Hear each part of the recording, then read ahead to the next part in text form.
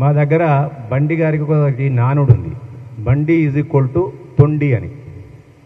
అంటే మేము తొండి సంజయ్గానే పిలుస్తాం. ఆయన ఏ మాట చెప్పినా ఏ మాట మాట్లాడినా తొండే ఉంటుంది అనేది, ఇంకోటి ఉండదు.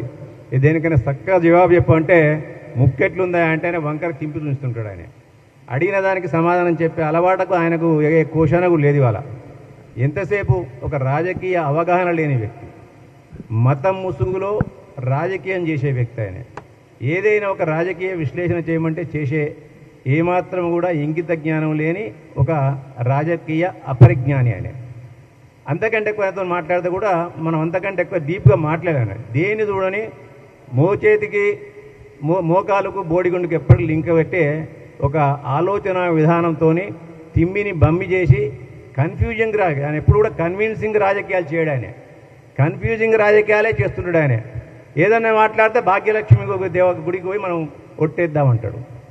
ఈ మహానుభావుని ఓట్ల రాజకీయం అంతా కూడా శ్రీరాముల వారి ఫోటోలు వంచడం, అక్షింతలు వంచడం, అంతకంటే ఏం లేదు. ఆ ప్రాంతంలో అభివృద్ధి చేసింది కూడా శూన్యమేళ.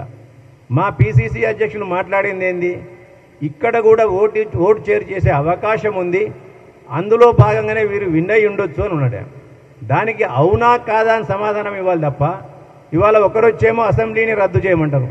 నేనేమంటున్నా బండి సంజయ్ గారిని, నిజంగానే మీరు ఓటు చోరీ లేకుండా సచ్చీలతోని మీరు ప్రజల యొక్క అభిప్రాయంతో ప్రజల యొక్క ఓటుతోనే మీరు గెలిచినట్టయితే ఈసారి మీరు రాజీనామా చేయండి.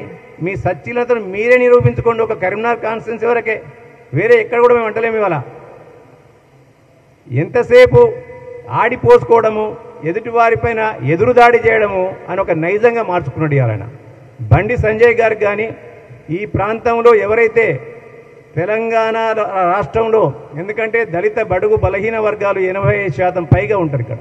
కాబట్టి భారత రాజ్యాంగ స్ఫూర్తితో ఈ ప్రాంతంలో 42% బీసీ కులగణన చేసిన తర్వాత 42% రిజర్వేషన్ చేయాలని చెప్పి ఇక్కడ కాంగ్రెస్ ప్రభుత్వం, యనమల రేవంత్ రెడ్డి గారు, మా బీసీ మంత్రి గారు పొన్నం ప్రభాకర్ గారు, మహేష్ కుమార్ గారు అందరూ కూడా అనుకొని కులగణన తర్వాత 42% రిజర్వేషన్ తీసుకొస్తే నిజంగా మీరు బీసీ బిడ్డలైనట్టయితే, బండి సంజయ్ గారు బీసీ అనే చెప్పుకుంటాడు, ఆయన బీసీ బిడ్డ అయినట్టయితే, అరవింద్ కుమార్ గారు బీసీ బిడ్డ అయినట్టయితే, ఈటల రాజేందర్ గారు బీసీ బిడ్డ అయినట్టయితే, ఇక వీరందరూ కూడా బీసీ బిడ్డలైనట్టయితే ఆర్ కృష్ణయ్య గారిని కూడా వారు అన్నారు. ఇవాళ వారంటే అపారమైన గౌరవం మాకు, ఎందుకంటే మేము చదువుకున్న రోజు నుంచి ఆర్ కృష్ణయ్య గారిని మేము ఒక ఆదర్శంగా చూసుకున్నాం. ఇవాళ వారందరూ కూడా రాజకీయ ప్రలోభాలకు లోబడి ఇవాళ బీసీ నినాదాన్ని వాళ్ళు పక్కదూర పట్టిస్తారు. ఇవాళ మేము రిజర్వేషన్ ఇవ్వడానికి కాంగ్రెస్ పార్టీ సిద్ధంగా ఉంది.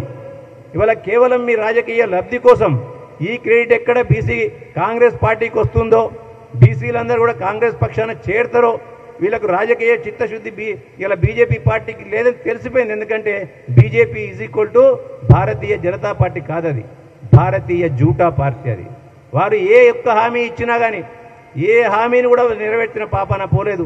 మోడీ గారి నుంచి మొదలుకుంటే ఈ ప్రాంతంలో ఇలా బీజేపీ పేరు మీద రాజకీయాలు చేస్తున్న ఏ నాయకుడు కూడా ఏ ఒక్క హామీని కూడా ఇలా తూచా తప్పకుండా అమలు చేసిన పాపాన పోలేదు. ఇవాళ కేవలం ఓడదాడేదాకా ఓడమల్లప్ప, ఓడదాడిన తర్వాత బోడమల్లప్ప చందంగా వారు రాజకీయ జీవితాన్ని గడుపుకుంటూ పోతున్నారు తప్ప ఇవాళ ఓటు వేసేదాకా ఇలా శ్రీరాముని పేరు వస్తుంది, అక్షింతలు వస్తాయి, రాముని పటం వస్తుంది, ఇలా బీసీ నినాదం వస్తుంది. అప్పుడు చూసింది మీరు అందరూ కూడా బండి సంజయ్ గారు ఈ రాష్ట్ర ప్రెసిడెంట్గా ఉన్నప్పుడు ఇలా హైదరాబాద్ నగరంలో వరదలు వచ్చినప్పుడు బండికి బండి కొనిస్తా, ఆటోకు ఆటో కొనిస్తా, దేనికి ఫ్రిడ్జ్ కొనిస్తా అన్నాడు. అది తేలిపోయిన తర్వాత గయారాం అంతే. అప్పటి మంది కేవలం ఒక సెంటిమెంట్ను రైజ్ చేసి ఓట్లు లబ్ధి చేసుకునే దిశగానే వాళ్ళు పనిచేస్తారు తప్ప ఇలా వీరెవ్వరికి కూడా బీసీ బిడ్డల మీద ప్రేమ లేదు, వీరికి ఎవరికి కూడా రాజ్యాంగం పట్ల అవగాహన లేదు. కేవలం ఒక భారత రాజ్యాంగాన్ని తుంగలో తొక్కి ఒక మనువాద రాజ్యాంగాన్ని తీసుకొచ్చి మళ్ళీ ఒక నియంతృత్వ నిరంకుశ పరిపాలనను ఇక్కడ తెరలేపే దిశగా కేంద్రంలో మోడీ ఆధ్వర్యంలో ఇక్కడ బండి సంజయ్ గారు, కిషన్ రెడ్డి గారి ఆధ్వర్యంలో పనిచేస్తుండ్రు. నిజంగా కూడా మీకు దమ్మున్నట్టయితే తొండి సంజయ్ గారికి నేను ఒకటే విజ్ఞప్తి చేస్తున్నాను. ఇవాళ మీరు నిజంగానే నిజమైన ఓట్లతో గెలిచినట్టయితే కరీంనగర్ పార్లమెంటరీ స్థానాన్ని ఖాళీ చేసి మళ్ళీ ఎన్నికకు వచ్చి మీ సచ్చీలతను నిరూపించుకోండి. ఈ లోపల బీహార్లో ఏ మాదిరిగా ఎస్ఆర్ఎస్ చేసి అందరినీ ఓట్లను తొలగిస్తుండో ఇక్కడ కూడా ఏమైనా దొంగోట్లు ఉంటే వాటిని తొలగించాలని చెప్పి ఇలా మీ చేతిలో మీ నియంత్రణలో ఉన్న ఎలక్షన్ కమిషన్కు లేఖ రాయాలని చెప్పి నేను విజ్ఞప్తి చేస్తున్నాను.